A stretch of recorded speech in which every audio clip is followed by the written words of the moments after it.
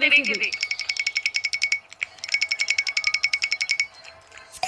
হ্যাঁ রে বাবা, তোদের বাড়িতে আজকে কি রান্না হয়েছে রে? মাংস মাংস। তাহলে ফুটে আজ দুপুরে মাংস ভাত খেতে যাব বাবানের বাড়িতে, কি বলিস? কেন তোমাদের বাড়িতে রান্না হয়নি? হয়েছে তো, কিন্তু তোদের বাড়িতে তো মাংস হয়েছে, তাই যাব। কিন্তু তোমরা খেয়ে নিলো, তাহলে তো আমাদের সবার ভাত খেয়ে নেবে। হ্যাঁ মা, যাবো যাবো যাবো যাবো। না না, আমি তো মিথ্যে কথা বলেছি। বাবা তো কটা কাতলা মাছ এনেছে বাজার থেকে। আমি এখন যাই, সবাই আমাকে